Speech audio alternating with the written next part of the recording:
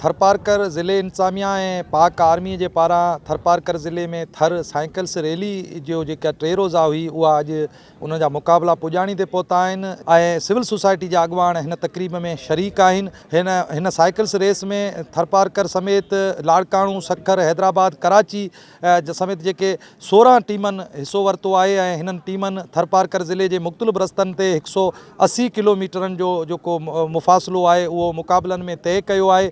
जेके इनाम जे एज़ाज़नि सां जिन खे नवाज़ियो पियो वञे उन्हनि सां ॻाल्हि ॿोल कंदासीं।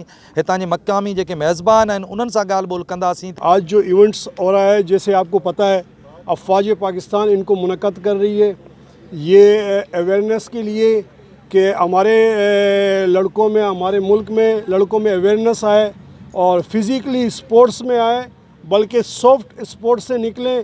जो हमारे में और पब्लिक्स में जो फासले पैदा हुए हैं वो फासले कम हो और हम एक हो और पाकिस्तान के लिए करें। और अभी हमारे 50 पार्टिसिपेट कर रहे हैं लड़के इस इवेंट्स में और बहुत बेहतरीन अफ़वाज पाकिस्तान की भरपूर मेहनत से ये इवेंट्स मुनक़्क़द हुआ है।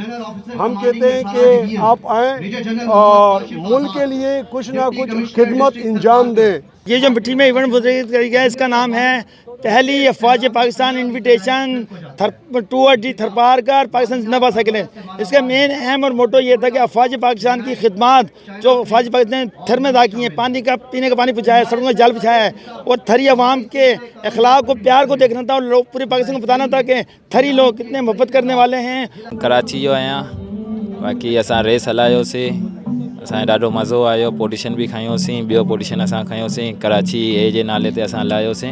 असांखे ॾाढो मज़ो आयो। पाक आर्मी जो शुक्रगुज़ार आहियूं, आईंदे लाइ ईअं रेस कराईंदो अचे, असांखे ॾाढो ख़ुशी थियो और अहिड़ा यूनिट कराईंदो रहे। पूरे पाकिस्तान में अहिड़ा यूनिट थींदा रहनि। असां सखर मां आया आहियूं, असांखे आर्मी वारनि घुरायो आहे, माशाल्लाह मज़ो, ॾाढो मज़ो आयो आहे। रेस में बि आईंदा बि इंशाल्लाह ईंदासीं। 80-100 हुयो, ईअं 80-100 किलोमीटर हुयो। तंहिंमें रोड असां पूरो कंप्लीट कयोसीं, पोजीशन न लॻी, रोड पूरो कंप्लीट कयोसीं।